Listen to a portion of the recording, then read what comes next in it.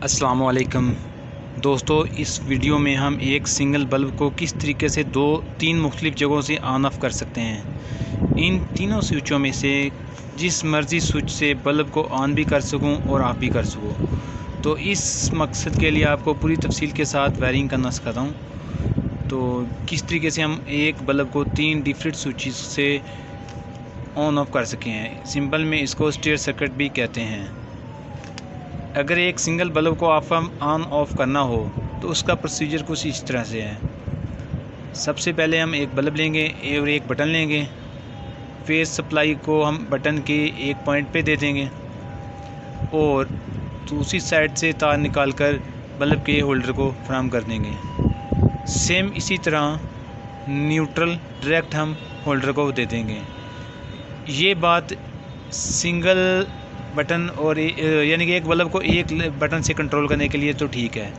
इसी तरह अगर हमने एक बल्ब को दो मुख्तलिफ़ जगहों से कंट्रोल करना है तो इसके लिए हमें दो टू वे स्विचेस की ज़रूरत होती है।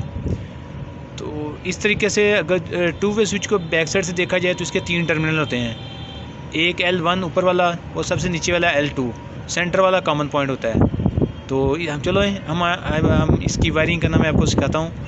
तो सबसे पहले आपने फेज़ को लेके इसके कॉमन पॉइंट पे लगा देना है। कॉमन पॉइंट पे जब फेज़ लग जाएगी तो आपके दो पॉइंट रह जाएंगे, ऊपर वाला और नीचे वाला। आपने ऊपर वाले पॉइंट को दूसरे टू वे स्विच के ऊपर वाले पॉइंट के साथ लगा देना है।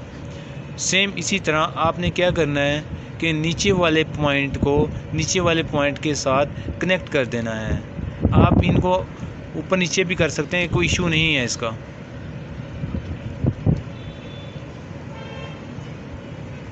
इस तरीके से हम क्या करेंगे जनाब कि नीचे वाले पॉइंट को टू वे स्विच के नीचे वाले पॉइंट के साथ जोड़ देंगे।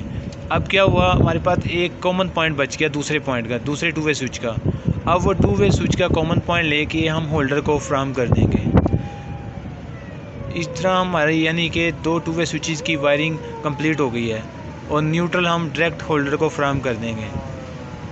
इस तरीके से क्या होगा कि हम अपने एक बल्ब को दो मुख्तलिफ़ जगहों से ऑन भी कर सकते हैं और ऑफ़ भी कर सकते हैं। यूँ हमारा एक बल्ब टू लैंपिस से कंट्रोल हो चुका है।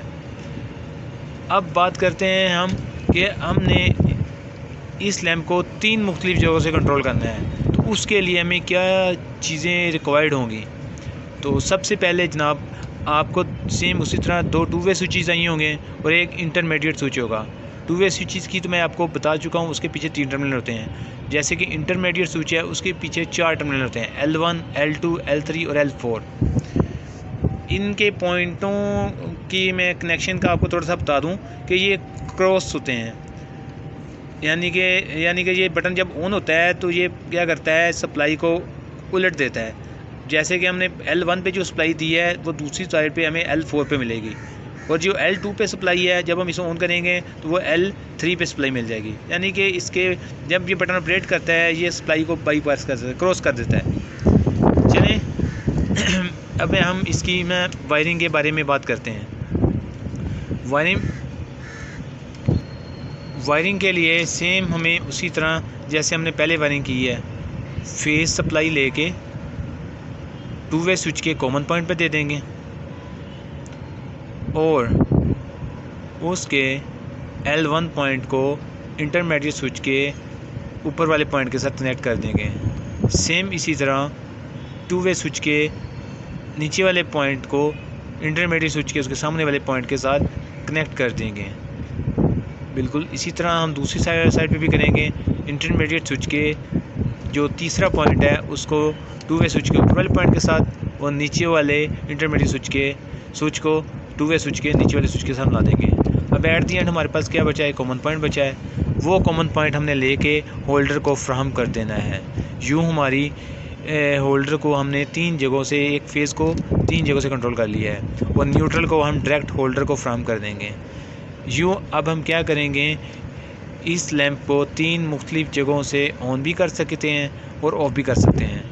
इसको हम अगर टू वे स्विच नंबर 3 से ऑन करें तो ये ऑन हो जाएगा, 1 से ऑन करेंगे 1 से ऑन भी हो जाएगा और ये ऑफ भी हो जाएगा। तो नाज़रीन, जैसे कि हमने इस एक लैंप को तीन मुख्तलिफ़ जगहों से कंट्रोल करने का तरीका सीखा है और इसको हमने वेरी सिंपल वायरिंग की मदद से आपको बताया है। काइंडली वीडियो पसंद आए तो इसको लाइक भी कर दीजिएगा और मेरे चैनल को सब्सक्राइब कर दीजिएगा। शुक्रिया।